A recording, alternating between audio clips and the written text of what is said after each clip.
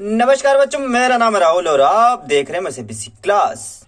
जैसा कि वर्कशीट 56 29/12/2021 विषय विज्ञान विद्युत, लेकिन होता है विद्युत। क्या बात है, गलतियों पे गलतियां मैंने पिछली बार वर्कशीट में बताई थी। अबे विद्युत विद्या वाला ध होता है जी, विद्या वालन वाला, ठीक है। और ठीक है, विद्यालय वाला होता है, ध से धनुष वाला नहीं होता, ठीक है। लेकिन ये धा से धनुष लिख के काम चला रहे हैं। तो चलिए आगे पढ़ते हैं, कुछ नया चीजें पढ़ने के लिए देखते हैं। कारण जानी प्रतिरोध पर निर्भर करता है, ठीक है। तो जो भी चीजें इसमें हैं वो आपकी प्रश्न के अंदर आ गई हैं, क्योंकि इनके प्रश्न इतने सारे दिए गए हैं यहाँ पे, ठीक है। 1 से लेके 5 पे, 5 के अंदर 4 और अलग से है, ठीक है। तो प्रश्न पढ़ते रहेंगे और इसका आंसर भी देते रहेंगे। उन कारकों का उल्लेख कीजिए जिन पर चालक का प्रतिरोध निर्भर करता है। चालक का जो प्रतिरोध होता है किस पर निर्भर करता है?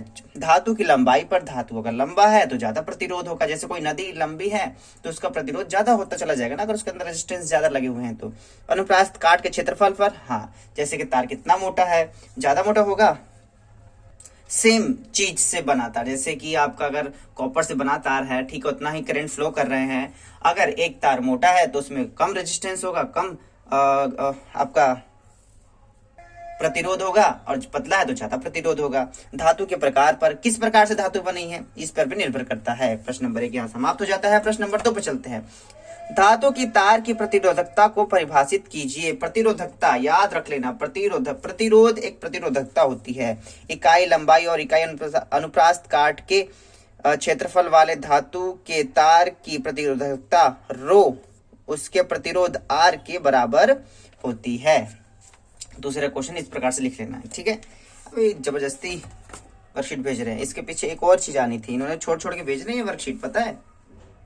क्वेश्चन नंबर 3 इंपॉर्टेंट है। 10 मीटर लंबाई के चालक में 5 एम्पियर धारा प्रवाहित हो रही है। लंबाई को बढ़ाकर 20 मीटर, यहाँ से आप दोगुना भी कर सकते हैं, 10 से 20 कर दिए, लेकिन फिर भी 20 मीटर कर दिया जाए तो अन्य कारक समान रहते, तो धारा, अब उसमें कितनी धारा बह रही है? धारा आधी हो जाएगी आपकी, है, समझ लो। क्योंकि अगर आप रियल लाइफ में भी देखोगे तो आप कोई बैटरी से कोई बल्ब जला रहे हो, उस तार की लंबाई दोगुनी कर दो तो बैटरी आधी जितनी चलनी चाहिए उससे आधी चलेगी, ठीक है। तो ये समझाने के लिए क्वेश्चन नंबर 3, ठीक है। एम्पियर 5 एम्पियर, लंबाई 10 मीटर है, ठीक है। देखो सेम तार है, अब सेम बल्ब जला रहे हो, ठीक है, लेकिन जब तार की लंबाई बढ़ा देते हैं तो बैटरी कम चलेगी, विद्युत धारा, ठीक है, कम हो जाएगी उसमें। तो अनुप्रास्थ काट का क्षेत्रफल A है। अगर हम प्रतिरोध का जो फॉर्मूला होता है R बराबर रो L बाई एरिया, ठीक है।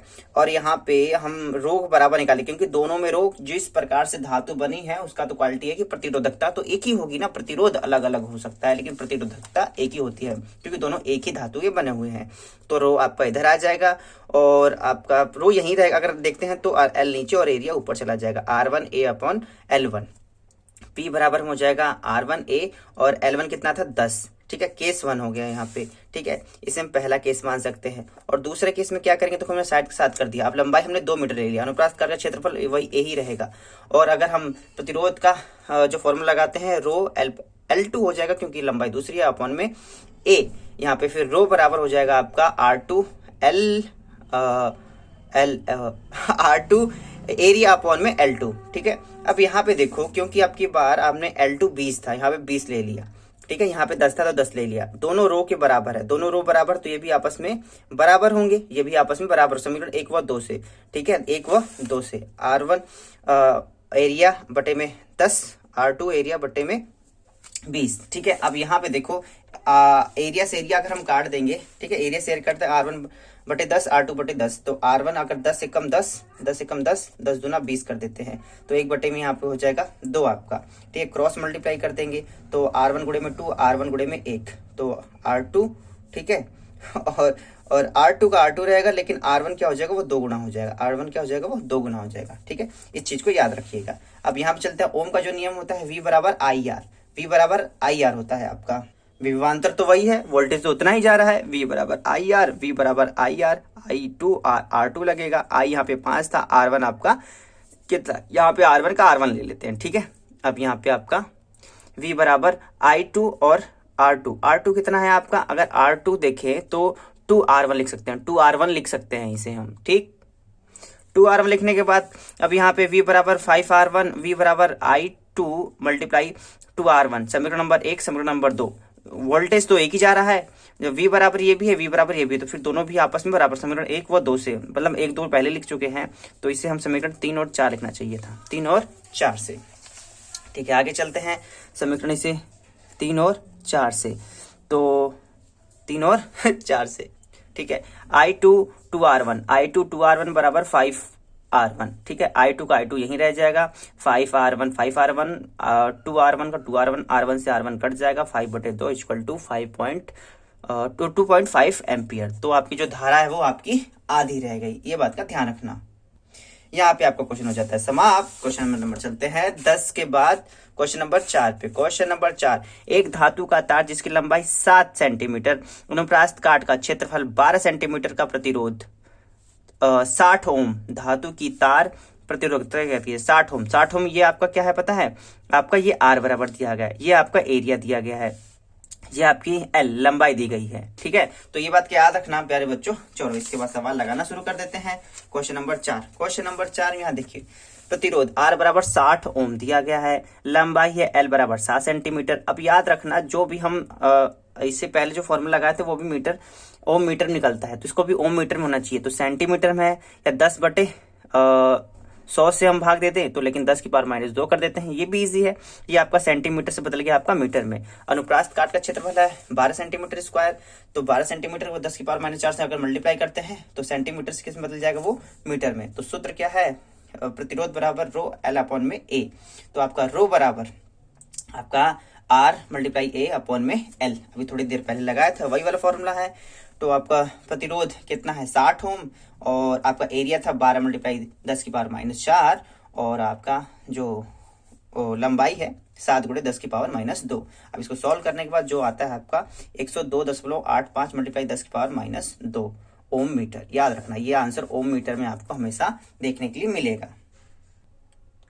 ये आपका समाप्त होगा क्वेश्चन नंबर 4, यहाँ पे आपका समाप्त हो जाता है क्वेश्चन नंबर 4। ठीक है, क्वेश्चन नंबर 5 चलते हैं।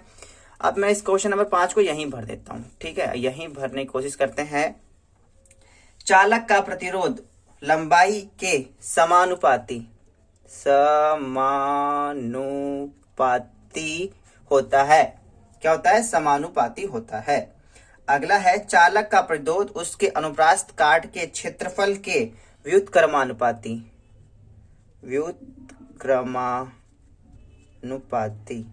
और इससे पिछले वाले वीडियो में देख लेना, मैं समानुपाती व्युत्क्रमानुपाती के बारे में बताया था। ठीक है, तीसरा है चालक की डैश लंबाई और अनुप्रास्थ काट के क्षेत्रफल पर निर्भर करती है, निर्भर नहीं करती। प्रतिरोधकता चाहे कैसा भी हो, प्रतिरोधकता याद रखना है। प्रतिरोध एक अलग होती है, प्रतिरोधकता वो वस्तु किस चीज की बनी है उसका प्रतिरोधकता वही होगा। अगर लोहे की बनी है तो उसका कहीं भी जाओ उसका प्रतिरोधकता वही होगा, लेकिन प्रतिरोध अलग अलग हो सकता है क्योंकि प्रतिरोध लंबाई पर निर्भर करती है। चलो, लेकिन आगे से पता चलता तांबे की 2 तार अलग लंबाई की है। देखो यहाँ पे आगे ध्यान है, अलग लंबाई, एक इतनी लंबी है और एक ज्यादा लंबी है, दोनों सेम चीज से बनी हुई है। उसकी समान होगी लेकिन अलग होगी। लेकिन समान क्या होती, दोनों तांबे की बनी है तो यहाँ पे प्रतिरोधकता समान होगी, लेकिन प्रतिरोध अलग होगी। याद रखना। तो चलो, क्वेश्चन में इन्होंने काफी अच्छा ले लिया, दोनों यहाँ पे समझा के अच्छे से कर दिया है।